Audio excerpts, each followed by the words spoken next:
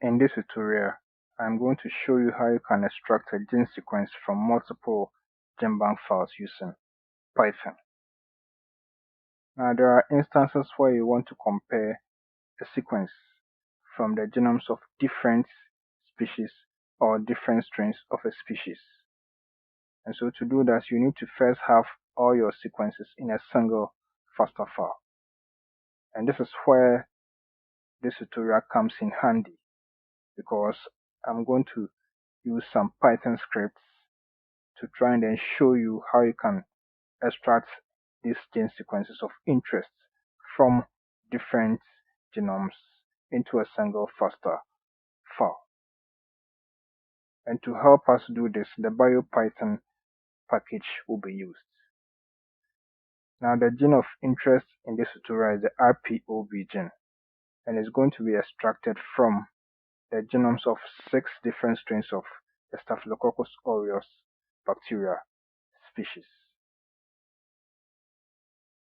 Now that we have everything set, we'll begin the analysis shortly. But before that, I will say that this tutorial is a follow-up of my earlier one, which shows how you can extract a gene sequence from a single Genbank file. So please do well to watch that as well. You can watch that by clicking on the link in the description box, or you can also click the link up there to watch. Now let's get started. The first step is to obtain your genomes. I'm going to leave a link in the description box to the pages where you can download the genomes as well.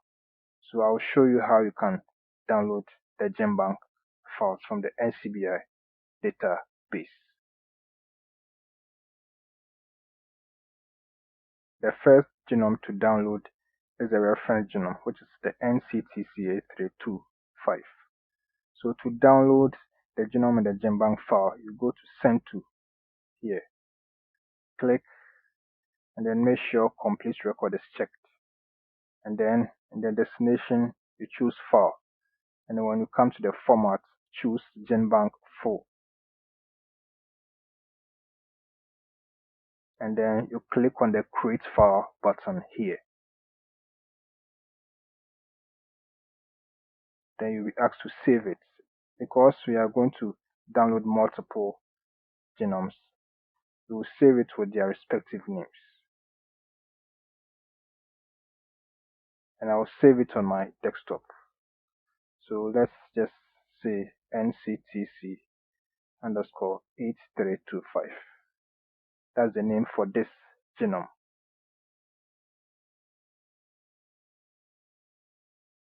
We download the next genome,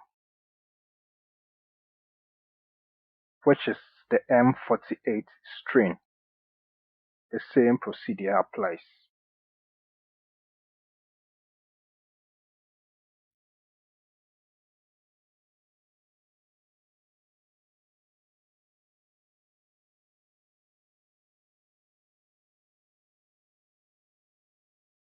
We move on to the P10 strain.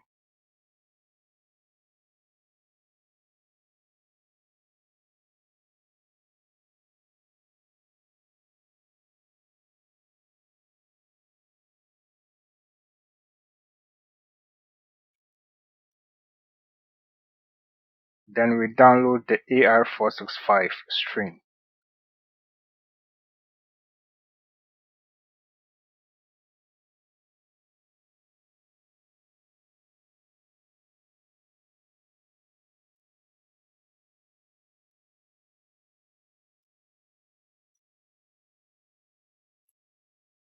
The next is the R50 strain.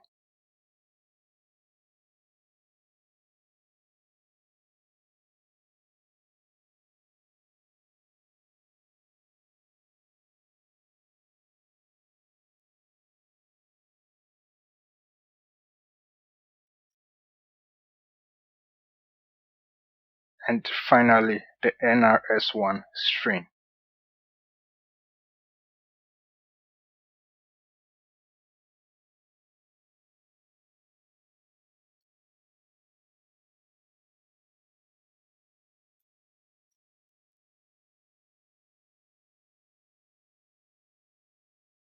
So now let's go check out the downloads. So I saved them on my desktop. So these are the files. Now we want to make it more organized. So create a folder and then put all of them in it.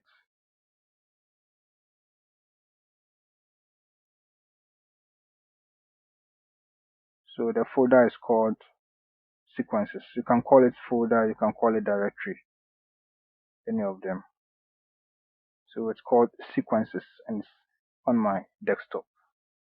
So now that you have your sequences prepared, let's go to the Python terminal to continue. So on the Python terminal, the first thing you do is to import your libraries. So let's import them. The first is BioPython. So from bio, import seq.io.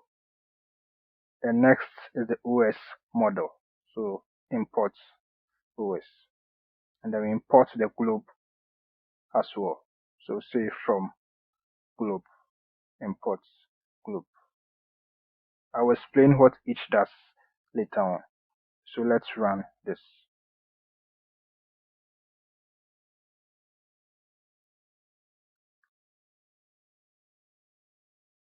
The next is to set the path of the directory. That is the directory that contains your files. So we'll set it. We'll say file directory.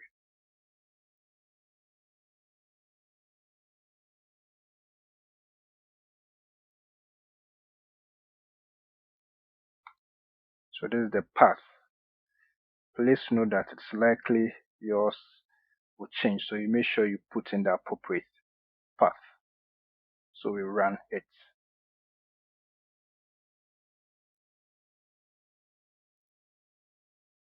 The next is to get the file names. These are the file names of the Genbank data that you have downloaded. And to do that, we use the globe function. And we will assign that operation to a variable. So we say file names equals to globe star.gb percentage file directory. Now the globe function enables you to return or to get file names that has particular patterns in their names. These patterns are specified by you when you are calling the globe function. So linking it to what we have here, we have a string, that's the parameter. Okay, so the percentage s here is a string formatter, which is more like a placeholder. And then this is the actual value. We have star.gb. So what we have here is that in this directory, Python should return the file names of all files that end with .gb. That's what this command will do for us. So now let's run this line. So we can confirm that the operation has been successful. So let's just say len. The globe function will return a list object. So we can call and find the length. So we have 6. Okay, so this 6 here indicates we have some hits returned. So let's print its file names. We have 6 of them. So this is the file names that we have. So now let's proceed. The next is to define our gene of interest. That's the name. And so we define it here.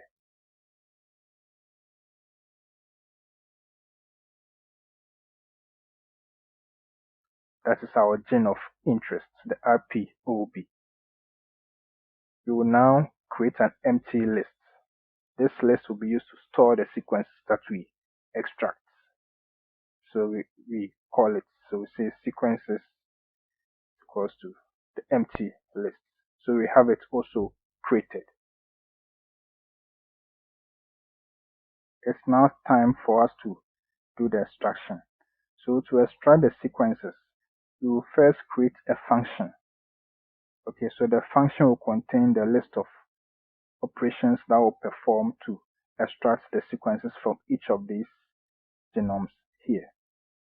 Now in my earlier video, which you can find right up there, and also link is given in the description box below, that video shows you how to extract the gene sequence in a single Genbank file.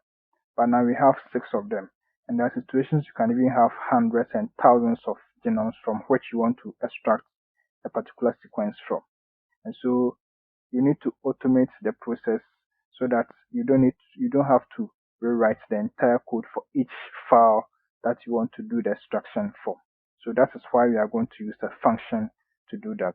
So the function will be used to get the commands that we have, and then we can call the function by its name anytime we want to extract from a particular file. So let's do it this way.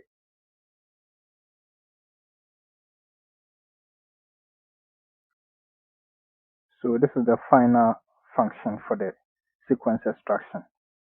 Please note that this command here is the same as what I used in the earlier video. Okay. The only difference is that here we are putting it in a function so that we can reuse those codes without having to retype all of them again. So this is the function for it. Now, what we have here, we now add this. I will explain all of them. We add this to its extracted sequence. Okay, so now it becomes complete.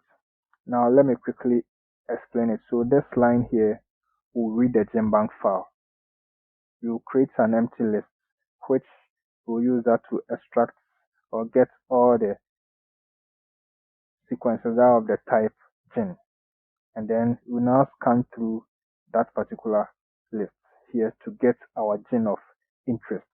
That is the IPOB gen that we have specified here. So this is how this function works.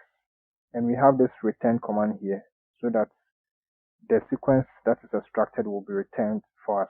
By default, variables cannot be accessed outside the function that they were created in. So when we use the return, we can assign the results that we are returning to a variable outside so that it will push the results to that particular variable so that we can access it outside the function. Okay, so this is how that is going to be done. Now we have to run this function, but note that we have 6 files here, 6 genomes here, and so that means we have to perform an iteration, and then each of this particular file here, we push it to this function, and that is where this argument comes in here. We push it here, and then we also tell the function this is our gene of interest. That's the name we have defined, and it will use those two information to quickly do the sequence extraction for us. So let's do how we are going to iterate through each of these files and then extract the gene.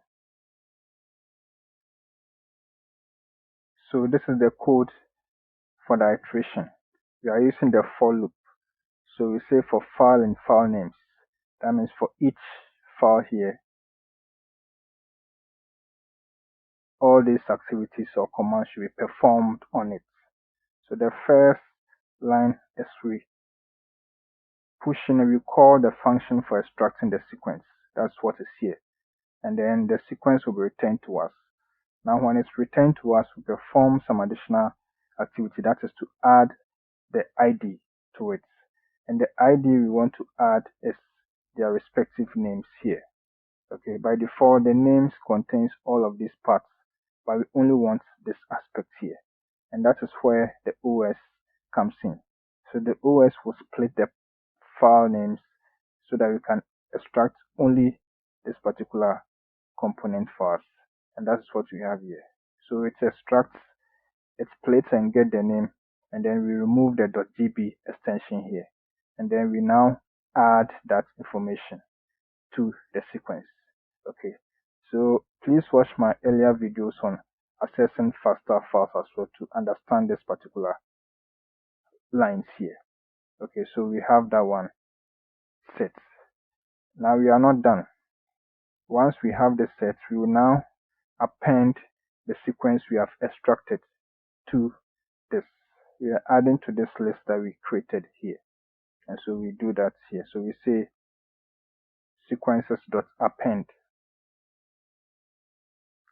sequence. Okay, so that's what we do. But if you look at this function, we also added a print statement here, so that at least we know what is happening. So if a gene is found, it will just prompt us that a gene has been found. So that's what we do. So we now run this command here. You run the function and we run the command here.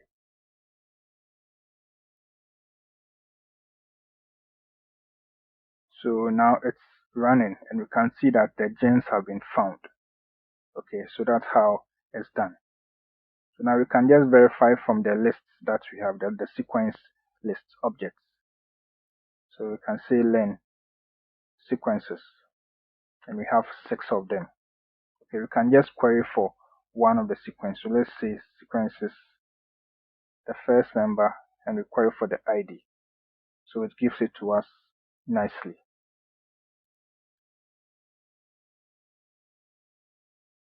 So now it's time to save them. Now we are going to do it this way. We are first going to save each of these sequences into a different FASTA file. So we are going to have 6 different outputs for the first way of saving. And we are also going to use a loop for that. So we also save it in the desktop. Okay, so let's do it. You need to have the path as well. So let's just say we are going to save all of them on the desktop. So that's how we do it. So we say for seek in sequences. Okay, now let me just make it better here. So let's just for sequence in sequences. We will now come ID seek ID is equal to sequence.id, and then we give the output name. So say output file is equals to /home/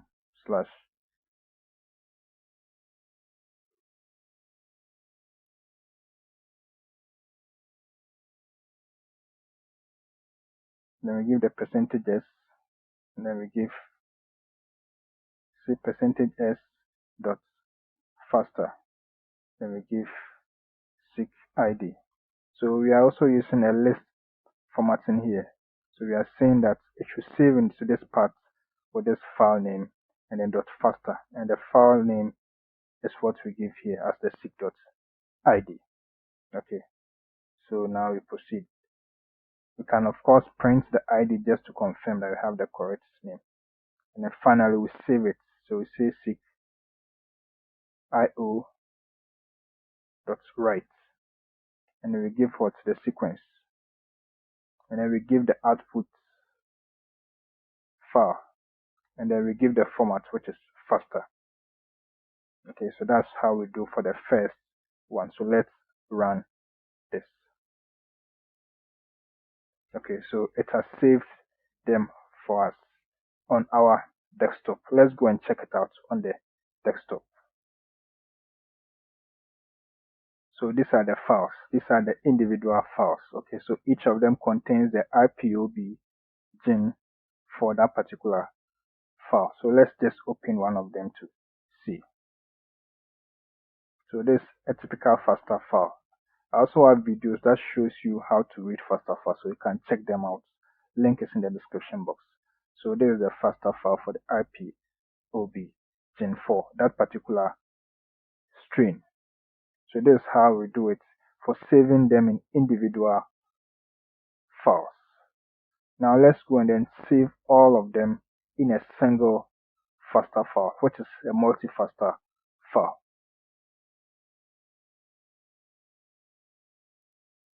So to save all of them in a single FASTA file, we just do it this way. We define our output file. So let's just say output file is equals to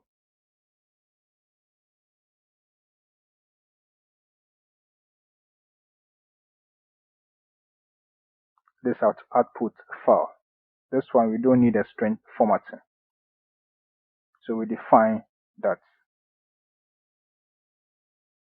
Now we come to the seek IO again. That's right, and this time we specify the list objects, that's the sequences.